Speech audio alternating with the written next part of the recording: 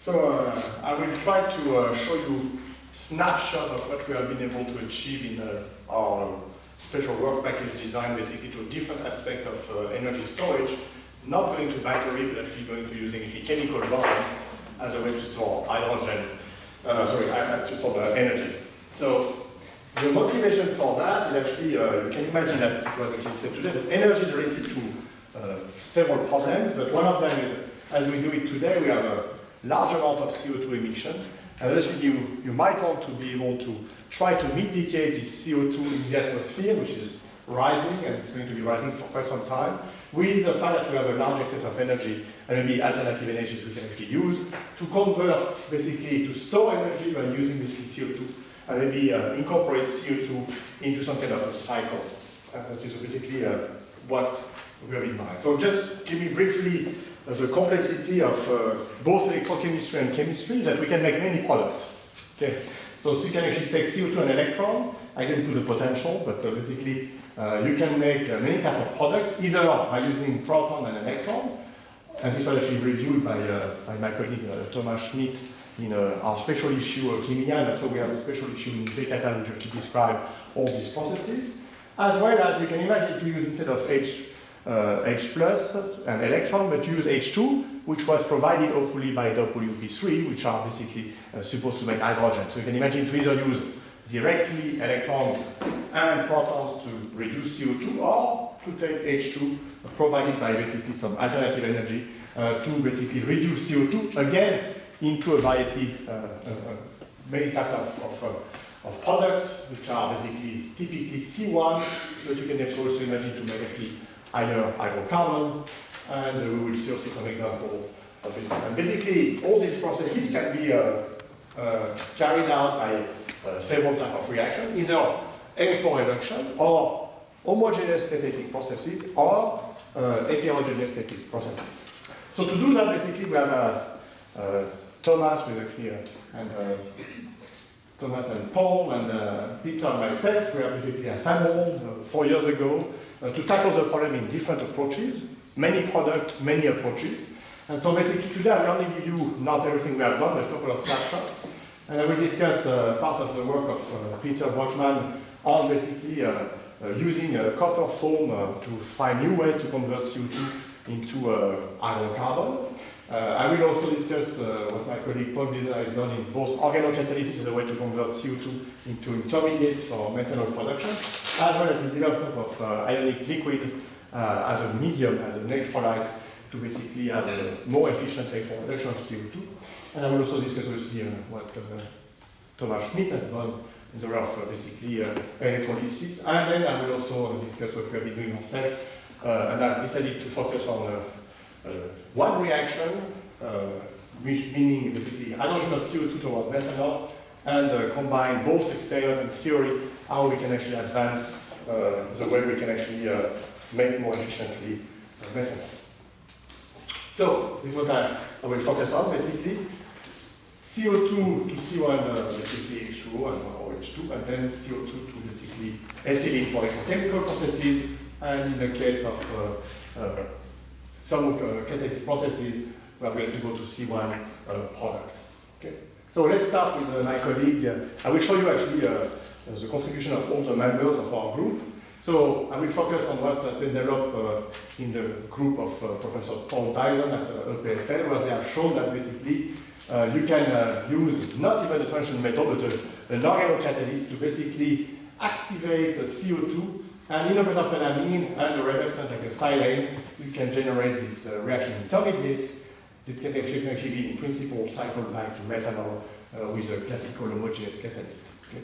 So this was actually a discovery that happened during the course of the SCCR, and as we have been organizing many of smaller meetings within our WP4, actually we decided with Paul to actually go from the homogeneous catalyst to the heterogeneous catalyst, because our group is expert in making materials. So we actually have devised heterogeneous catalyst. We found out of a family of several types of heterogeneous catalysts, or immobilized homogeneous catalysts if you prefer, to actually, we were able to actually generate actually efficient solid-based catalysts for the transformation of CO2 into these amide derivatives. Okay.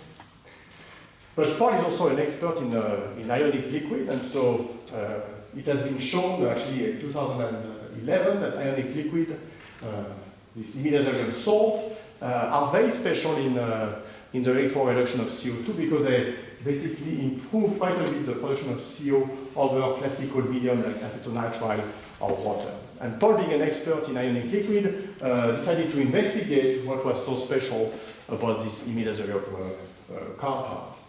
And he showed basically that he has a strict type of imidazolium compound. And you can see that here you have 2 protons, you have from protons, here you have 3 protons, here you have 2 protons, and here you have no proton. And you can see that when you have no proton, you basically lose quite a bit of efficiency to actually reduce CO2 to CO. So clearly, the protons of this imidazolium group are very important in basically stabilizing some intermediate on the way to CO. And as a physical organic chemist, basically, he was able to study the effect of this linker that will obviously change the pK of the remote proton, and he could show that there's actually a tremendous effect of the type of ligand that you can add on basically this electroreduction process. Okay?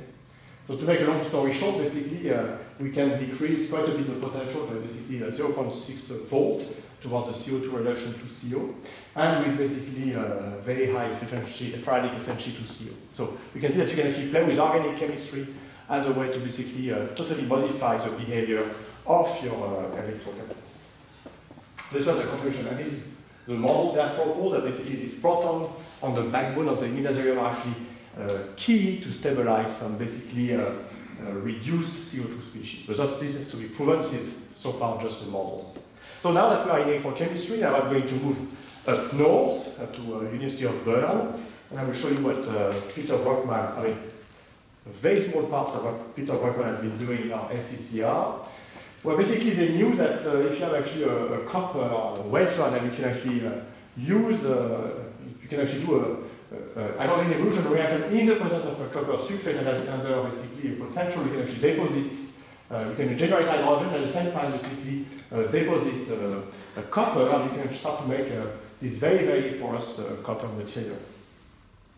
So what this is actually the way it works. So the longer you wait, the more you get porosity, and you go from basically very, very small pore to very, very big pore as you let this film being built on top of your copper wafer. The question that they had, obviously, is that this was developed on a very, very simple copper film, and the question is, can you actually do that on the material that you actually apply in more industrial settings? So obviously something that you can actually buy like a copper foil.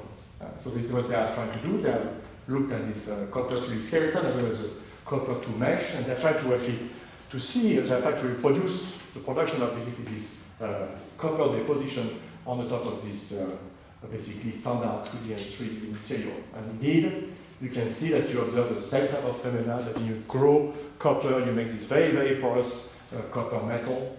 And it turned out that this copper basically reduce CO2 into ethylene and ethane quite efficiently, which is very different from the starting, if you look at the starting copper basically foil at the beginning, it basically totally inactive or inefficient, I would say, in reducing CO2 into ethylene. And so as soon as you actually generate this very porous material, you start to make very efficiently basically ethylene and ethane. Okay. So moving further north yet, now we go to basically vegan PSI in a group of Professor Schmidt. And then in their group, what they are trying to do is actually both trying to understand at a fundamental level what is happening basically on an electrochemical cell, but also try to build very more realistic cells to see in industrial settings, or semi-industrial settings, basically, if the things can actually operate with actually a real cell. Okay. So this is actually a cell which is actually connected to a mass spec, so you can not only look at the potential and see what is actually happening on the electrode, but also what is actually happening in solution direction, and to be able to basically quantify all the reaction intermediate. And if you know electrochemistry, you know very well that it's actually easy to measure a current. It's often very difficult to actually know what it means. So it's actually very important to develop machines, tools where you can actually both look at the electrode, look at the electrochemistry, and look at the product evolve. And in that program, what they have been identifying using they did some economical analysis, and they actually decided to target more onto the basically also CO formation and formate formation with that device. And they identified gold as being basically one of the most promising metal. And they actually have developed a cell with a bipolar membrane, meaning basically that you can retain both the H- on one side and the H+ on the other side. And by doing that, they were able to achieve a very good basically current density, basically a very good, a good CO selectivity, which is just has a primary start for our next phase. And hopefully by the end of the next phase, we will have some very nice numbers. And this is summarized here. And then, obviously, if you start to do reduction of CO2, you have to start to think about going to the other side, on the anode side, and basically what they also have developed is with MPA, they actually have developed very efficient perovskite system to actually carry out oxygen evolution reaction. So combining both now, we can imagine to make efficiently, to transform efficiently CO2 into our desired product. Okay. So now we are going, this is a summary of what I just said. So now if I go to the other side of the board, we have seen homogeneous catalysis, catalytic processes, we have seen electrocatalytic processes, and obviously another area of research which can look into CO2 reduction is basically heterogeneous catalysis. So this reaction has been known for quite some time, in 1910, very high pressure of CO2.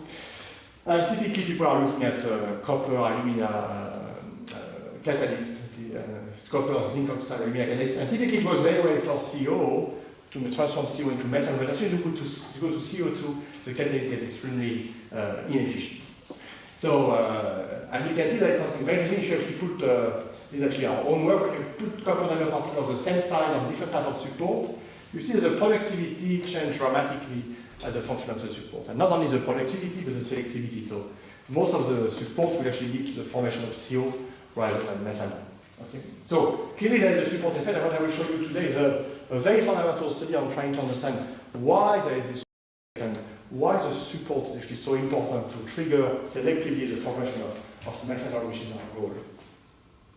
Okay?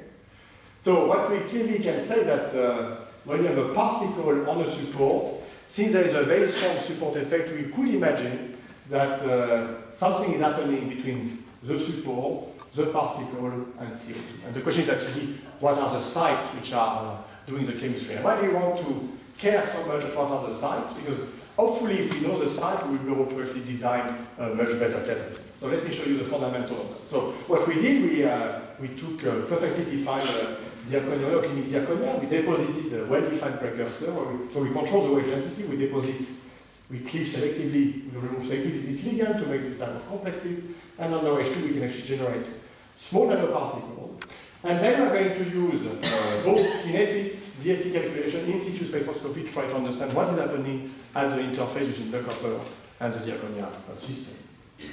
So let me show you. So let me first show you how we decided to model this system. So what we are going to do is we are going to take a copper nanoparticle to be as realistic as possible for this reaction, as well as the zirconia model, and we're going to interact basically the copper particle with zirconia. You can see that basically copper and zirconia don't interact, but there is no major change in terms of shape, particle shape. Okay? What we actually were able to identify very rapidly is that while CO2 does not interact with the copper surface, it does interact with copper or zirconia. But if you look at the absorption energy, you can see that at the interface of zirconia and the copper particle have a very, very strong interaction. You can see that the absorption energy decreased to minus 160 kilojoules per mole. So clearly, the interface between the copper nanoparticle and the zirconia is a very important site for CO2 to absorb. Okay? But doesn't do any chemistry so far. So let's see what is the next step. So then we actually calculated the potential energy surface of that system, and you can see that you can go from this CO2 adduct to this formate intermediate, to the acetals, to the methoxy, with actually a fairly shallow potential energy surface. Look at the delta G is positive, but this reaction has been calculated at 1 bar. We'll come back to that in a minute. But in any case, you can see that it's quite easy to make several intermediates along the way. So, can we actually observe this intermediate? Can we actually understand what is happening on that surface? So we did a high pressure in situ IR, and you can see that if you do the reaction at 1 bar, the only thing you can actually see is for how much time? 5 minutes. Good, perfect. So if you look at one bar, basically you make formate, as we observe by IR spectroscopy, and as soon as you go to 5 bars, there are new species appearing, and these new species correspond to actually the methoxy group that we observe, that we expect to see. Can we observe that by alternative technique? Again, I can use the same chemistry, but now I can follow my NMR spectroscopy at 1 bar. You can see again, I can see my formate when I do the reaction at 1 bar, and I can see that as soon as I go to 5 bar, I see the formation of this methoxy species, which is very likely as an interface between copper and the zirconium nanoparticle. And now I can even follow and actually monitor to know if the formate and methoxide are related to each other. So I can actually show by doing a double labeling experiment with deuterium and carbon-13 that indeed the methoxy originate from the formate species. So now we actually have, for the first time, a clear proof that CO2 is activated at the interface between the particle of copper and zirconia.